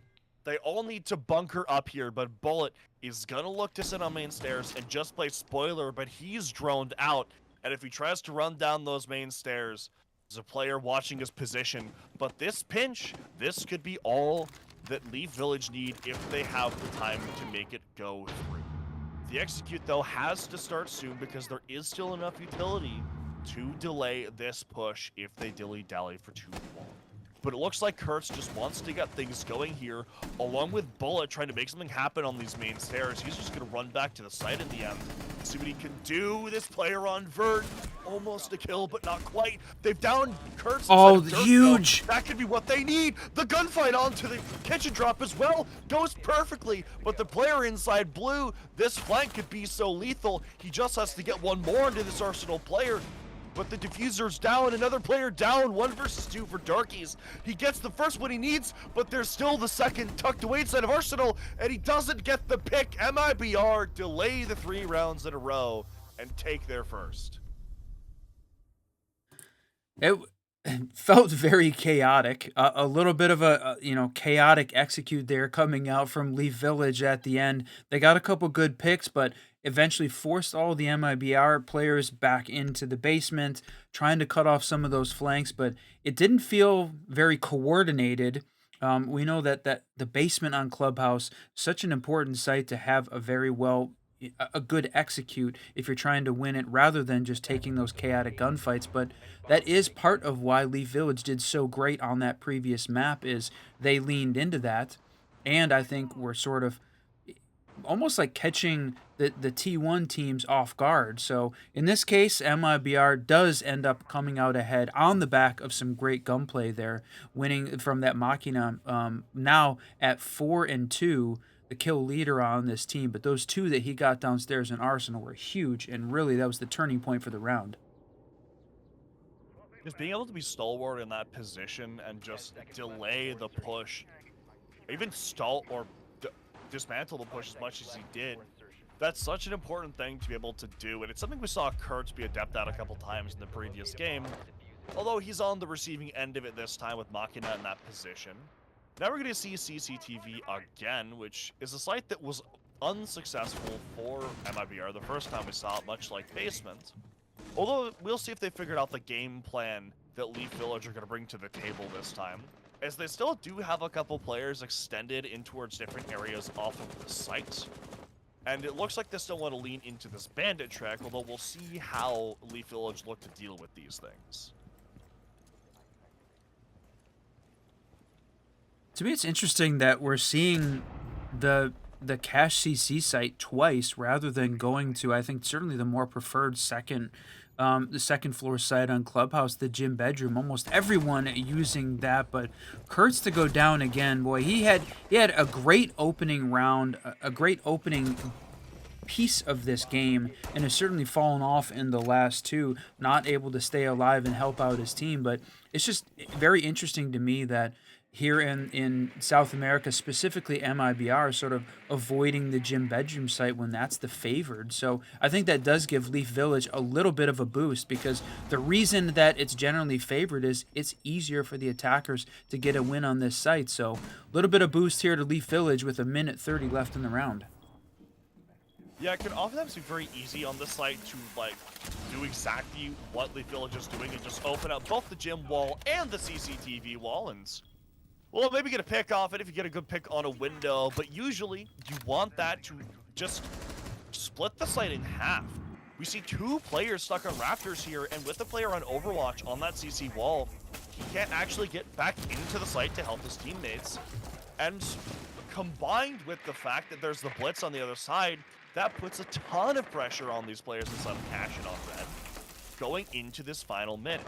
And that's going to be the crux of this attack for Leaf Village here, is to overwhelm the defense whilst also splitting everything in half. So there are no escape routes, and there are no easy ways to maneuver back into the site here. 40 seconds left, we find ourselves in. Smoke canisters going out, picks going back to the defense from Rare, as he gets one of his own, but the attackers debate their way into the site, but it's unsuccessful. All left up to the blitz of Reduct. He's gonna have to try to get one, but Yex is better in this fight, and MIBR put their foot on the gas and delay the momentum that Leaf Village were building for themselves. I mean, really, you're setting up the scene for us. You've got some this attacking team. Leaf Village had some the construction control. They were getting ready to make the push into Cache. They had Thermite out there on the platform holding main breach, cutting off the garage player. Looked like everything was going their way, and then Thermite falls outside in the great shot from MIBR, and that was really the turning point that shut everything down for Leaf Village. MIBR did a great job capitalizing on that kill, turning that round, and right now, the game around to put them up tied at least 2-2 here versus the Leaf Village. So if we think about Clubhouse being sort of a defensive-sided map, Leaf Village has found their 2. If we wanted to call it a standard split, I don't think they're satisfied with 2, certainly looking for the 3-3 split. Now we get to see MIBR on this 2F gym bedroom site and see how they're going to manage it. I like the combination of this is a very good defensive lineup with the Mira, the Bandit, and the Azami. Leaf Village is going to have to put the work in on this round. I also want to draw attention to that Fenrir, just because a lot of how you'll kind of try to dismantle the site is with lurks, either up red or up main or through any other position that you think you have an opening in. And Fenrir, provided he is on top of his gadgets, those dread mines, is very, very adept at solving that issue. Now, there isn't going to be one on red, which means that Yex has to be more aware of that position, or consciously aware of that position, rather, while he's on these top red stairs. But there's still so many other areas that those dread mines can be placed around the map that makes the attacking lives more difficult. Now, it does look like there's not a plan to really hold on to Cash, at least not for that long, as MIBR have showed some face over there, but now they've all gone back to the site, as it looks like they know Leaf Village want to go for this strategy with this blitz and with being very quick in the late round, and so they're looking to have as many bodies up on site as they can to nullify that effect. To me, it almost seems like an unfortunate choice, right? Giving up all of that space so early. I think they could have tried to put a little bit of pressure on the blitz, slow down that piece of the attack just a little bit more, cause Leaf Village to have to work on maybe a redirect to put some pressure from the other side of the map. I think, to me, it seemed like they gave it up a little bit too easy. And we're a minute and a half into the round. Now the attackers have got all of those sight lines open. pretty much gained control of cash at this point and forced all of the defense back into, you know, some of those power positions on site, which for sure they've got a good site hold going on right now. It just felt like they could have spent a little bit longer holding on to the cash con side. Minute 10 seconds left here for Leaf Village to get into the site. A lot of good positions being held by the defense here, which are going to be very difficult to clear out, especially since they're very aware of their angles here. We have a player playing on this highway position, just looking in through these windows into gym and bedroom, trying to catch anyone off guard, which he almost does. As now with 45 seconds left, we're seeing the Blitz make his way in towards Khan. He's going to run in logistics here and try to clear this out, get these players out of position. He doesn't get the opening. No way! The drop shot is better. There's a trade, though, and it goes the way of Leaf Village. 3 versus 2 here for them now, as they just have to get into the site and get this diffuser planted. But this top main player is going to look to play spoiler to that. They've cornered the last 2 defenders into one position, and they know where they are. They just have to rain the pressure down now. Diffuser's in the hand of Kurtz. Falls gets one onto Rare. They're trying to collapse on this last player inside of Jim. Kurtz gets him. And Leaf Village dismantle Jim bedroom, and maybe give us a hint as to why this site wasn't chosen sooner. It's interesting that if you think about MIBR being a team that maybe doesn't have a good gym bedroom hold, is sort of a funny situation. But man, you said it, Leaf Village dismantled that defense, and all right, gave up the con side, allowed Blitz to make the push into logistics. Even though he loses that battle, it was a bit of a distraction. All kinds of the kill feed got filled up in just 5 or 6 seconds there, as many of the players went down in those opening and initial engagements. But you said it, the attackers managed to corner the defenders and just be better. And even though Kurtz had the diffuser, could have went for some sort of a plant in one of the more protected positions behind the couch. He didn't even bother with that. They wanted to win it on gunfights, and he was the one that made the push up into Jim to finally take that final kill. So to me, it says a lot about the confidence level that Leaf Village is bringing into this game. You said it, more of the pressure on MIBR, because this is their last opportunity to qualify for even having a chance to move forward in the SI last chance qualifiers here. Leaf Village hub stacking and winning right now, and we are on semi-final game here, the last opportunity. The winner of this game will qualify to those closed qualifiers that are happening next weekend here in the South America League. Yeah, a lot of pressure on MIBR here, especially now that the 3-3 half that Leaf Village wanted, or maybe even a 4-2 half if they can play their cards right, is well within reach here. We see another very extended roam come out from MIBR here. Once again, it looks like they want to delay and just discombobulate these Leaf Village players as much as they can. But the information on this mute is going to be very, very beneficial. He's going to poke at the Blitz, but, well, it's a Blitz. Not much you can do to him unless he wants to be seen. But look at this. They corner the mute perfectly with that team play, and they get the opening pick. They read into the strategy from MIBR, and then they just don't allow it. They don't allow them to play nice. And now, going into this last 2 minutes, they've taken control of the 3rd floor, or of the top floor. They can start to take control of the 1st floor here, and they have plenty of time to do it. Yeah, when we saw basement, so we've seen basement, this is the 3rd time in the map. We saw it back on round 1 and on round 3. They split those, with Leaf Village winning the first, MIBR adapting and winning their site the next time. So this will be the 3rd time we see it, and to have MIBR, to have Rare go down early in this round, definitely I think is a problem for this team. Right now, Leaf Village is just being a little bit better. So one of the things we talked about in one of the previous basement holds was basically not having any vertical pressure from Arsenal, allowing Leaf Village to just work on opening up all of that vertical, cause some chaos, right? You've got the Mozzie playing down there, but his C4 is already gone and not going to be able to contribute. So the only one that they've got left, Bullet, he's playing over on the church side, though, trying to help keep that wall closed. Kurtz, though, gonna double his kill count that he's gotten this round to get a second pick on top of his opener. Execute utility now raining down upon Blue as Darkies wants to try to drop this as soon as he can, or at least just keep people out of it so his teammate can walk in from the oil pit. The gunfight, though, not going to be successful. Yex is more prepared, but Kurtz on a triple kill. Wow. Quad kill good for the ace, but doesn't get it. It's off up to Darkies in this 1v1. The last player tucked inside of the bar on Church. Darkies doesn't have control of the diffuser here. He either needs to win this fight, or he needs to get control of the diffuser, get a poke around, try to figure out exactly where Bullet is. But Bullet is just biding his time, going for the fight, revealing his position. Darky needs to win this. He needs to get the headshot, but he's not able to get it just yet. Rushes with the pistol, but Bullet is better in this fight. 4K denied. Leaf Village don't get the 4-2 half as MIBR equalize. Well played on the MIBR side. I thought with that initial pick going down, a lack of pressure vertically in Arsenal, that things were going to fall apart. But again, a little bit of the individual heroics. They shut down Kurtz exactly when they needed to, as he was on pace for the ace into a 1v1.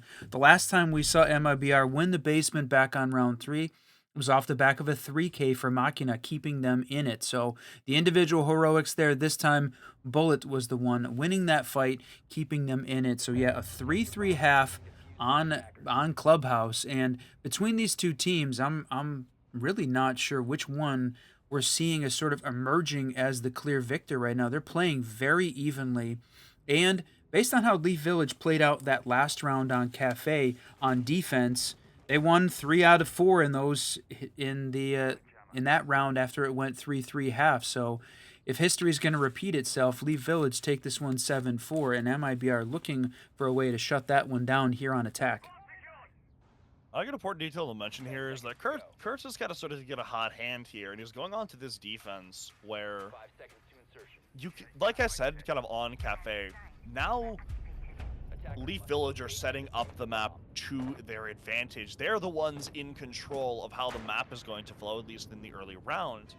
And with these players like Kurtz and like Falls starting to get more confidence as the game goes on, now they have the advantage of having operators like Azami and Castle to shape the battlefield while they're already doing very, very well for themselves. And that kind of confidence can be very, very freeing, especially if you get the opening pick like that. Wow. The lurk is denied off of the timing, and Machina falls before it can have any impact. That's unfortunate too. I mean, from the defensive side, you don't have the Mira in play that those Ash charges are so critical for trying to open up those sight lines. But you do have all of the Kiba berries, you do have the castles, so there's a lot of utility there that's unfortunate not going to be able to be used with Machina going down. Plus his gun skill, we talked about him being an important part of one of those individual heroic rounds. So to lose that battle early, at least though, it's answered back with Rare taking down Swag. So 4-4 with 1:49:45 left in this round. Pretty close as MIBR looking to try and take some space. And really, Leaf Village has a little bit of an extended presence here, a little bit of an extended roam to try and hold on. It's not huge, but I love what they're trying to do. Yeah, they're just making the attacking team so uncomfortable here with these positions they're trying to take, and they're keeping the wall closed as well, which is just going to waste more and more time. And every move they try to make, there's preparation for it on the side of Leaf Village. We even see the mute back down here in the basement. He almost gets this pick. Almost takes the man back for his team, but isn't quite able to do it so far. He is gonna fall, but he's gonna waste a bunch of time in what he was trying to do and make things a little bit worse for MIBR. Man, I love that play. He's downstairs in the basement, pulls the attackers down to try and take the fight so that way none of the defense or the attackers can focus on the lounge to try and put pressure up from down below. That was well done on his part, just wasting time and space in the basement. He loses the gunfight, unfortunately. It would have been better to stay alive, but to waste all that time... Oh, wow, the red stairs! Falls! He's better in the fights, but he's in a 1 versus 2, 1 versus 1! He gets all but one pick that he needs, just has to get one more, and he does! Falls single-handedly shutting down the push that MIBR had made and furthering his team's advantage going into this side. 11 kills from two of the players there on the Leaf Village side, and it's sort of been a tale of heroics between these two teams, and it hasn't been one single player. I know you said as we walked into the beginning of here round 7 that Kurtz was getting hot, and he certainly was, but right now the team doesn't have to rely on him because almost anybody can pop off on a team of gunners, and that time it was Fall's turn to pull it off. Reduct and Swag still playing part of the support roles, but when you've got two players that are on 11k each, you don't necessarily need it. So from the MIBR side, things are starting to look a little bit tough. They're not out of it at all, certainly not yet. But 4-3 with Leaf Village going in. They took the cash side site. Now we're going to see the other upstairs defensive site in the gym. See if they hold it better than MIBR did. Yeah, MIBR just kind of got cornered very easily in the last kind of little bit of the round as Leaf Village took a lot of time setting things up before just letting a bomb go off and just exploding onto the site and creating a lot of disarray within the ranks of MIBR. And we'll see if that's something that Leaf Village is susceptible to now that they're on this side. They have a lot more of an extended presence over towards CCTV than we saw be brought out by MIBR. And that is a bit of a blessing and a curse, as if they can spend a lot of time here and delay this, that's absolutely huge. But it's also a lot of opportunity to lose bodies if MIBR are the ones that play it better.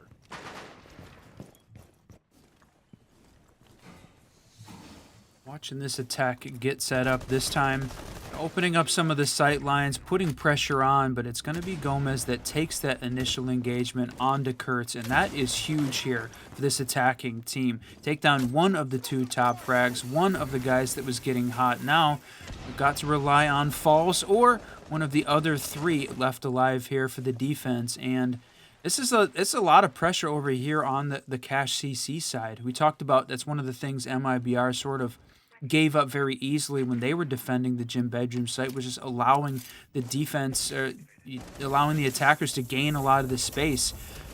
Leaf Village holding on to it much more strongly and slowing this attack down because they're very much focusing on the cash or con side take. We are going to see some execute utility happen, though, on this side, which is going to lead to several kills going the way of the attack, perhaps a third if this gunfight goes the wrong way. We see the bandit tucked inside of the corner, but Swag is able to help him just a little bit before getting killed off himself. Reduct is still stuck in this corner, still holding on for dear life. Falls dies as well. It's all up to Swag, but he can't do anything. Just cornered. And this CC hold that we see brought out by Leaf Village falls before the site is reached. All right, I was talking about how it seemed like a great hold there from the defense to spend all the extra time on the cash CC, but they never made the transition back to site, never made the transition out of the cash to hold on to site more strongly, right? That maybe somewhere in between those two would have been great. The way that MIBR gave it up very quickly, Leaf Village held on all the way until the bitter end, until they died.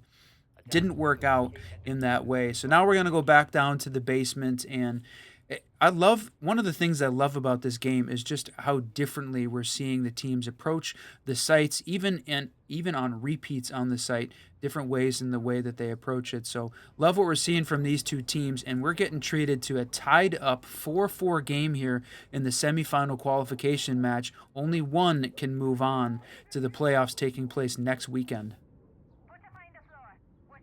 Going down to the basement for the first time in this defensive half, which is quite interesting, as usually that's the first or second site that you'll see a team go on defense, although the site rotations today have been a little bit odd, I would say, on this map.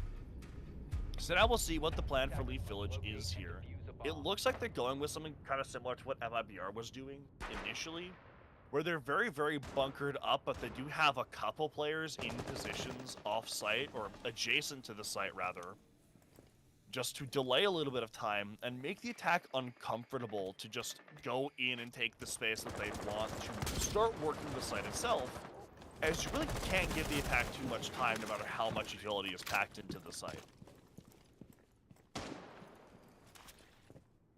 Tons of time being spent again upstairs on this 2F site. We've got the Ace playing in the construction bedroom. You've got Buck outside on the balcony outside jacuzzi. So they're spending a lot of time making sure this is fully cleared from the Leaf Village. We know that on some of the rounds they had a fairly heavy roam game, sometimes very shallow. So it's forcing MIBR to take the time and go back and forth between how they're going to approach it. So they need the full top-down clear because they're not sure how it's going to go. This time, though, was that the kitchen hatch was open already?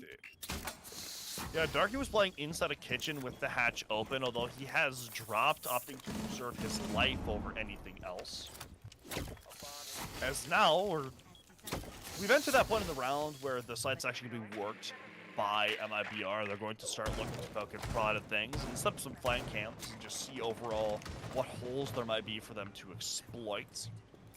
Which there aren't really going to be a lot here, just with the combination of the Fenrir, Mira, and Azami. And just the fact that everyone from the defense is occupying some position either on the site or adjacent to the site to lock down any entryways. Yeah, still working on opening up all these sight lines. I mean, they still have a minute 4 left, so plenty of time. They've got the hatches open. They've got some of these power positions, and you can see MIB are working the drones as well. Several of the people moving back and forth between those. But Vols holding on. Interesting, not playing on the mirror windows directly, but holding on to that dirt side. And that's an early smoke coming out. Was there actually pressure coming? He needed to use that? I think it is kind of a thing of the past to save them till only the last 30 seconds, and we see that demonstrated here. So he throws them out quite early on for what you think it an execute, just to delay the attack a little bit. As even though he won't have one for the last 10 seconds, there's still only 10 seconds left at that point. Yeah, bigger issues at what that a play, point, especially with the position that Falls has. Everyone on the defense lighting up the scoreboard, swag going off as well, as the defense completely shut out the attack here with their rather unorthodox methods. I love that, rather unorthodox. And you take a look at that score line, right? At the beginning of this, we saw 2 from Leaf Village, we saw 2 from MIBR, so that sort of momentum, neither team could really build it up. And since that point, it has been every other round going back and forth between these two teams. So there's a tremendous amount of adaptation and successful adaptation on both sides of this map, because even Leaf Village gains a little bit of an advantage, MIBR answers right back.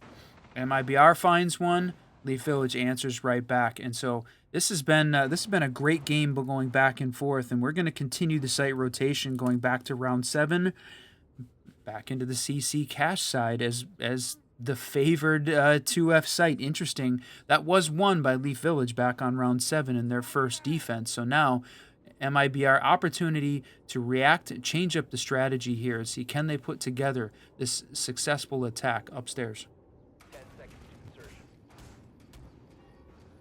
See if they're able to this time. I want to see how they adapt just to the way that Leaf Village was playing, as they had a lot of extension going on, but a lot of odd extension as well that was very much backed up by further presence by other players in those areas. And it looks like we're seeing something fairly similar here, with Kurtz and Darky occupying similar areas they did last time. Although we also see Falls venturing out towards that bedroom side of the map just to provide a little bit more pressure. Along with that mute staying on the site, that is going to provide a ton of pressure just in the form of, well, information denial. And with how Leaf Village like to play, with how they like to play aggressive, that's often a death note in of itself. Very little roam game coming out from this Leaf Village team, right? Just with Azami being the only one playing over on red.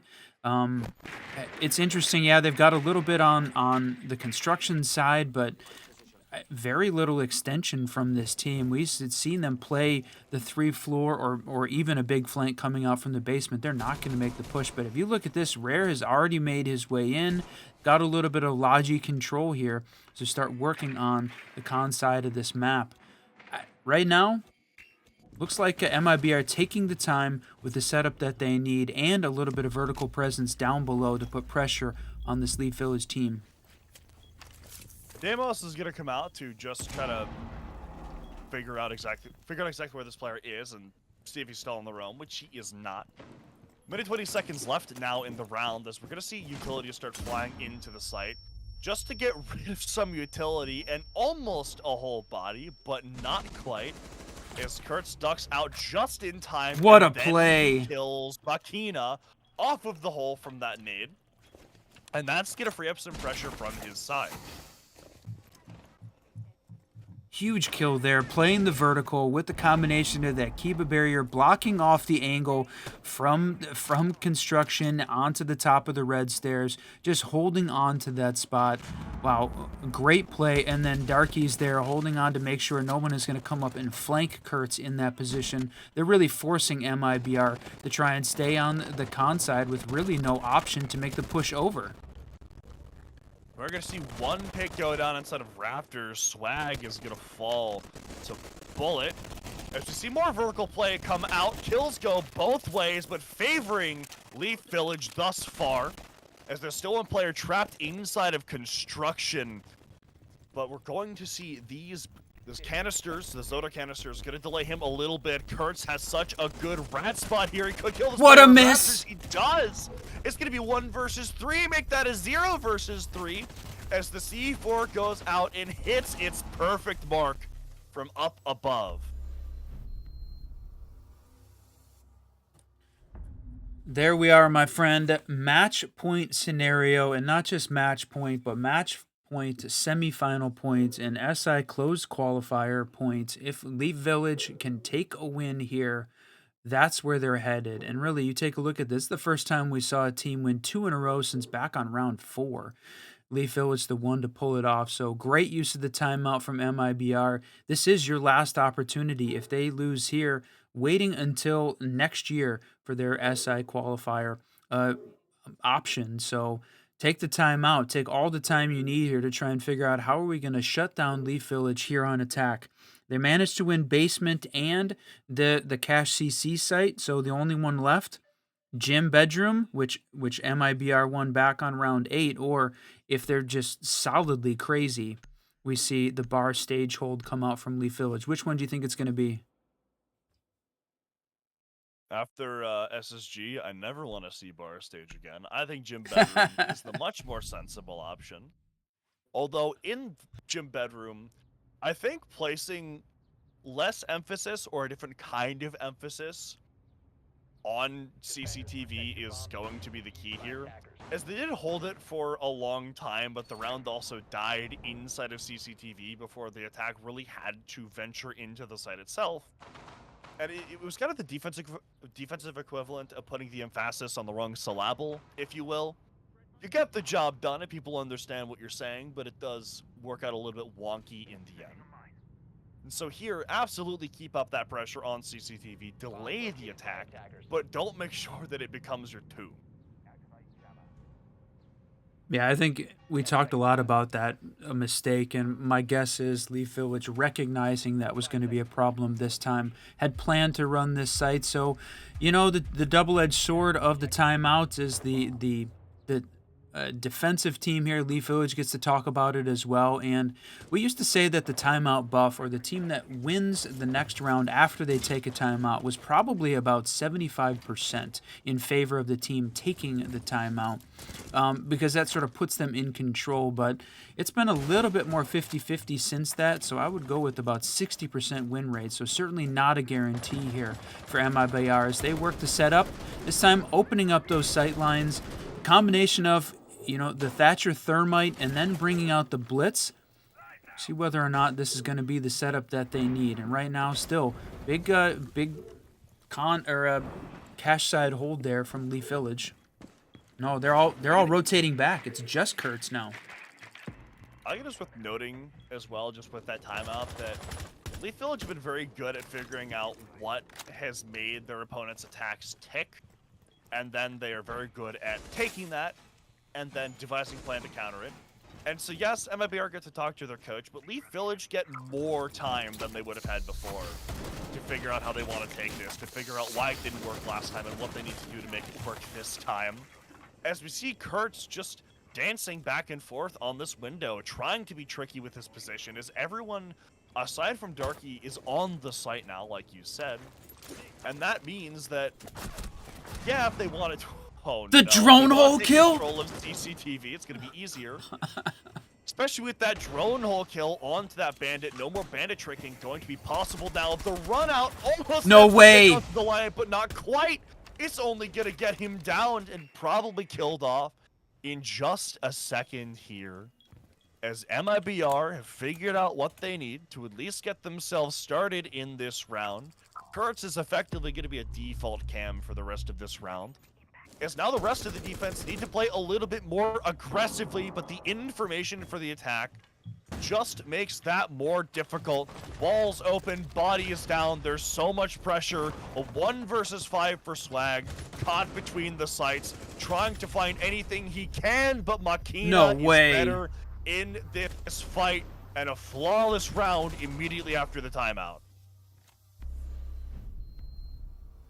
Well, there it is, the timeout buff in effect. MIBR taking a flawless after they take the timeout and shutting down this Leaf Village team. So now we are 1 away from overtime. MIBR has got one more opportunity left to try and stop the Leaf Village from moving on in this qualifier to the seeding final and qualifying there. So this is it, the last spot. We're not going to get to see Bar Stage in regulation, at least. Going to go back downstairs to the basement. We saw basement back on round 9 with Leaf Village taking that one fairly dramatically. So see if MIBR, now coming off the back of a timeout and a flawless victory, can win in the basement here on Clubhouse.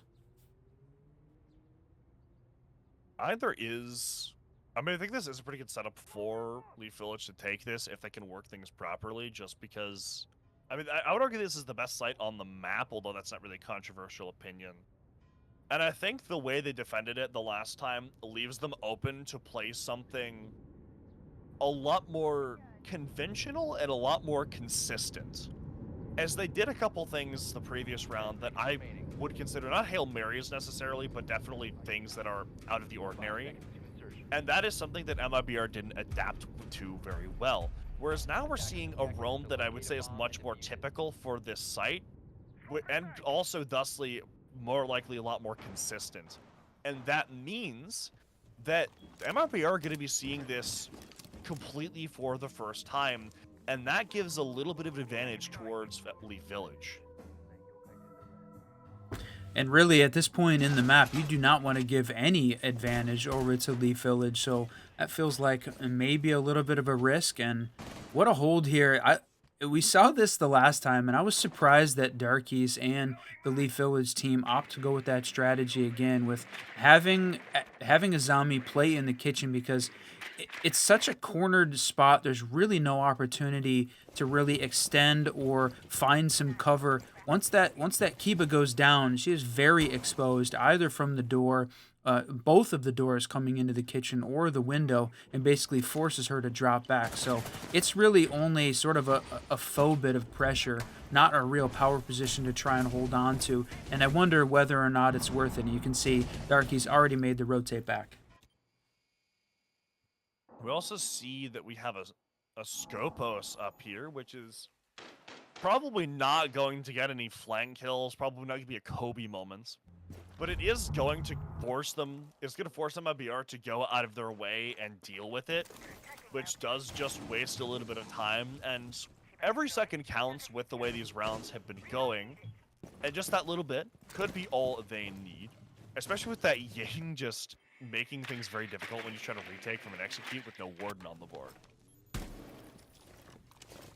I mean, all 10 players left in the lobby, both teams certainly taking this slower than they have in some of these previous rounds. Again, 1 minute left, all 10 left alive. This execute is about to get very crazy, my friend. You still have got players on the attack, upstairs holding on to the 2F. Buck finally opening dirt with the blitz, making that play. So they've got a little bit of kitchen presence, they got a little bit of main stairs, and now dirt. So this execute is getting set up and ready. 45 seconds left for everything to go down. The last bits of vertical play being done. Assume we're going to see these aggressive positions, especially by this blitz, start to come into play as he makes his way down dirt off of those Ying Candelas. The Mute has so much pressure. Oh, on huge him, loss! He folds underneath it. As now we see the rest of these players, they have to try to prevent these players from getting in these positions. As we see things halt for just a second here, an aggressive push from the Fenrir doesn't work. 3 versus 5 now, 2 versus 5, 4, 3. Oh my god, the kills go everywhere. But MIBR come out on top in the end as they have more pressure onto the sites. That's right, my friend, and we are going to overtime. We talked back on round 9 about how it was every other round at that point until Leaf Village finally put together 2 in a row to put themselves on match point. MIBR takes the timeout, answers back flawlessly, and then answers back again in the basement to send this thing to overtime. I can't believe we've made it to this point. They are holding on and not wanting to give up an inch. And Leaf Village may be starting to feel some of that pressure, sort of shutting down. So that is the gym bedroom and the basement site that Leaf Village loses. And rather than opting to go back to the Cash CC, which they won twice on rounds 7 and 10, they're going to go gym bedroom again. I think that is an interesting way of doing things. Well, I think that's probably motivated by wanting to save the site that's been most consistent for you for a potential round 15 if it does end up coming. As that's kind of when you want to ensure that things are going to go your way if it gets to that point. And so they're going to go to a site that they haven't won yet, but that I definitely think they could if they can work out some kinks. Although, I mean, we have to see. I know it's always tough as a caster to make the prediction. Who do you want to see, right? Which way you're gonna go? You don't want to put it out on the line. And really, between these two, we haven't found that clear favorite. We haven't found the team that is clearly going to win this thing. They have each had moments of brilliance, found ways to win in different and unique ways. So that's what I love about this game. And right now, here in the South America Last Chance Qualifiers, it's going to be Leaf Village or MIBR going for the fight, and I think we may have already determined who they're. Just gonna check and see if we know who is it gonna be that they're facing. Still 5 versus 5 here so far. Bandit tricking happening on CCTV wall just to try to delay this a little bit, and it will be successful. Wow. At least the first one, and that puts the attack in a very precarious position. As the farther you thin their hard breach on a site like this that has so many walls that need to open, the more awkward decisions need to be made. And they're going to opt to try to get this CC wall open. They're going to commit to it, and that's going to prompt a lot of rotations from these defenders to get back into further solidified positions. There it is, rotate But they're back. out of there now. They're just completely rotating back. They're even rotating their utility back, as they've wasted only about 1 minute and 30 seconds here, but they've wasted a thermite charge more importantly, and they've kept all of their bodies alive, which is something they've struggled to do thus far on this site. Yeah, I think it's definitely, this may be the compromise we were talking about, where Leaf Village held on too long, and then versus the MIBR give it up too quickly. In this case, yeah, they made the rotate back with 1 minute 30. That's a lot of time taken, and you said defensive utility gone. Bandit also back into position to try and trick the jacuzzi wall. You've got 0 thermite charges left, 3 of the aces, and that's going to be his only opportunity. So, and they're not nearly as much of a danger to Bandit as those thermite charges can be. And with an Azami backing up the gym to try and block some of those shots, make sure that Bandit can do the tricking, this is still a pretty good setup here from Leaf Village with 38 seconds left and all 10 left alive. Yeah, he's put himself in a really awkward spot, but also not one the attack can really clear fluently. A lot of Grimbees are going absolutely everywhere just to find out exactly where these players are. Gomez gonna get the first pick. Whoa! We're gonna get immediately refragged, but the kills are going the way of the attack so far. No way. As there's a 1 versus 3 for Darky that he just does not win.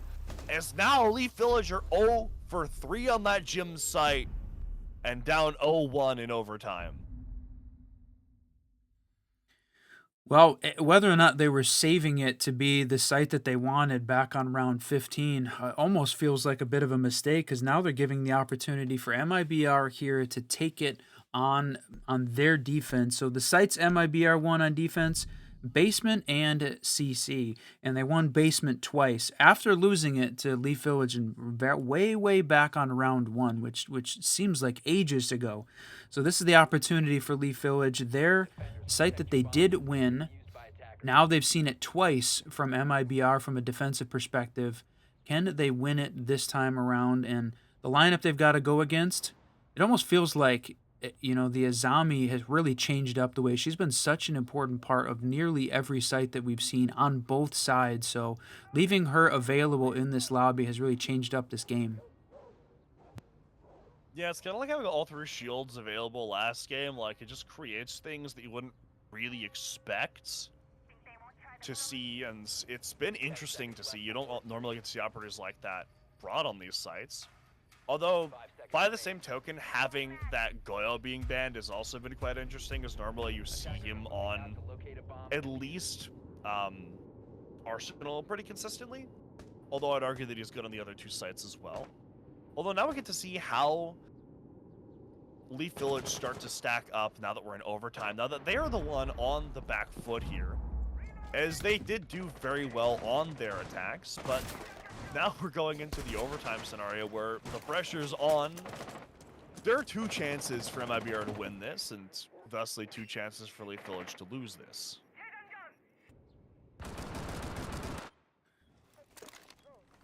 Well, you said a lot of the pressure was on MIBR as we were entering in that second half. When Leaf Village went back on match point, back on round 10, all the pressure on MIBR, and they have responded to that pressure incredibly. They have answered back again, winning 3 in a row since that point, and certainly looked like the better team. This so far has not looked like the Leaf Village team that we had seen running in that previous map on KAFE or at the beginning of this clubhouse map. So I think maybe some more of the structured gameplay that MIBR has bringing has maybe started to wear down Leaf Village, right? It's not exactly a long day of Siege at this point, but maybe they're getting a little bit fatigued and losing some of these structured attacks from MIBR, and now they've got to deal with it on defense as well. Something that's worth noting, I think, as well, is that since they took their timeout on or right before round 11, MIBR have been flawless. There's 3 rounds in a row off of that. And I think, like you said, their idea is just to lean into the fact that there's a lot less structure on Leaf Village, and that does provide some looseness, but it also means that they can be discombobulated quite a bit if MIBR are able to get under their skin and just not give them an easy way in like Elevate Academy often would. And I think that's been exactly what we've seen thus far from MIBR in these last few rounds, is they've purposely tried to get under the skin of Leaf Village. They haven't given them any easy ins. And now they're on match point because of it, with 45 seconds left, and they have a lot going for them still with the way this site is set up. Smoke still has all 3 of his canisters, the Kiva barriers are up, and they still have the C4 from the Bandit, which is going to go out now, along with smoke canisters, along with all of the execute utility. Here it goes! The opening kill goes the way of the attack. Most of the kills go the way of the attack so far. As they've made their way in, they need to start getting into the actual site itself, but the defense isn't just laying down and dying. Bullet, he secures the man advantage for his team before it's brought back to equality. Kurtz now secured it for his. Plant going down, just has to waste time here, delaying with his flashbangs. The smoke is stuck inside of dirt with Kurtz on Overwatch. Gonna try to take this fight, but there's a player sneaking around from blue. Any move he looks to make is going to be seen by these last couple players. and Darky has the correct positioning as Leaf Village keep themselves alive for one round and bring us to max overtime. Amazing. The qualification game here on the 6 Invitational Last Chance Qualifier in South America goes to double overtime, exactly what you'd want to see between two teams fighting it out for that final spot. Yes, the bracket's done on the other side of the other side of the map. Los, unfortunately, goes down. So Barceloco takes that spot, and the winner of this game is going to be fighting them out for the seeding spots there in the final. So I can't believe we've already made it to this point.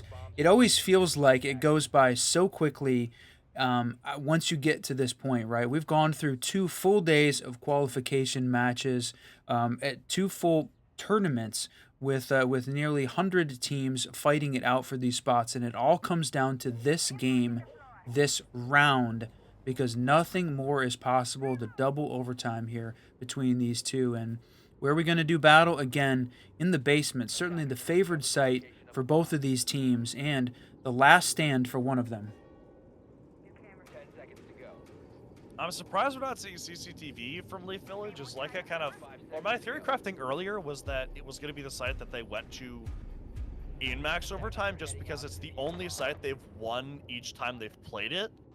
But we're going back to Church and Arsenal, which is a site they had a lot of success on the first round, but then they were read pretty effectively by MIBR.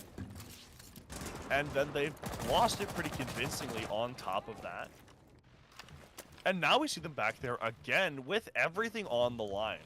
And they are playing it very, very differently to anything they've done before. They're very, very bunkered up here. They don't even have the player inside of Kitchen like they did both other times. Which could potentially be all they need to take it. But it does also put MIBR in a pretty comfortable position as they know they can win this site. Yeah, I feel like this is, again, playing into MIBR's hands. We were saying that, though, back on round 13, and Leaf Village came up huge in that dramatic and chaotic engagement in the basement back on round 14. So can they pull it off again? They were able to trap one of the defenders back in dirt tunnel, and look at this. You can see utility stacked up in dirt. They're making sure that Leaf Village not going to get stuck in that same position. So again, approaching slowly from the MIBR attack, working on getting it set up, working all of these angles. And from the Leaf Village perspective, everyone bunkered back down again pretty early. And it seems like some of the times that they had been successful was when they were taking some of those one-on-one engagements, maybe in strange places, rather than trying to hold in more of the classical approach. So to me, it feels like a bit of a mistake on the Leaf Village side, and that's not the time to be making those kind of mistakes. Yeah, I think they do kind of do better when they lean into the fact that they're a lot looser and have a lot less structure that they're trying specifically to fall back on. There's a pretty big gap inside of Church here, which it looks like the Ying wants to try to take, and they have a player on Overwatch from the bottom of main stairs as a result. With Reduct being the one in that position in a pretty awkward spot with these players inside of Moto now, he's going to try to tuck himself away and see if he can get anything. As now the defense is looking to reinforce this position as much as they can as they've read into the strategy. But Gomez has the first 2 orders. He's on a triple kill now. He gets down though. It's all up to Darky. He's stuck in a corner. He doesn't win the fight. So close, but so far. As Leaf Village push MIBR to the brink, but they still don't come out on top. MIBR make it to the close qualifiers. Some siege poetry there coming out at the end. I can't believe we saw it. MIBR finish that round off 8-7 victory, and they put a stop to what was a fantastic run by Leaf Village through both of these open qualifiers. Great to see that team do it, but one of the T1 teams at least has the opportunity now to make it in. So NIP, Elevate, Los all go down. MIBR, the last one left alive. And that final seeding game coming up, the playoffs start next weekend here for the South America League. North America playoffs are going to be taking place January 4th. So one before the break, one after the break, but fantastic game between these two. congrats to Leaf Village for making it this far and putting up a hell of a game. Yeah, it was certainly entertaining to watch. I always like those games where even if the underdog team doesn't win, they at least just make it a very, very close affair. And that's certainly what they did. And who knows, if they stick together as a team for the next little bit, then major quals are going to be right around the corner once SI is over. And it's always a good place to start. And hell, CL4L did it. We've seen the Cinderella stories start to come to fruition. So it's entirely possible to take things farther. Yeah, would love to see that. You said it. I love the underdog story. They made it close. They gave us a great match. It was everything we asked for here in the South America League. So we're gonna take a quick break and figure out whether or not the final is going to be played. Sometimes the final does. Sometimes it does not end up being played. Teams take a forfeit just because they're done and ready, and one seeding place in the playoffs is not that big of a deal. So take a quick break, figure that out, and then we'll be back with either a game, let you know what's going on. So stick around. Thanks, everyone.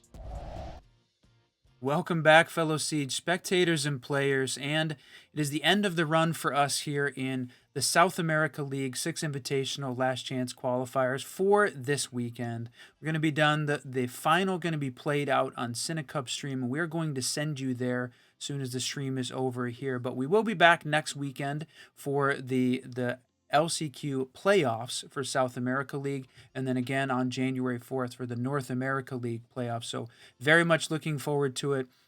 Lots of big thanks to give out here today. Thanks very much for Alios coming in and joining me, filling in for Whiskey Glitter. That was much appreciated. Hey, anytime, man. I am always down to yell over more video games.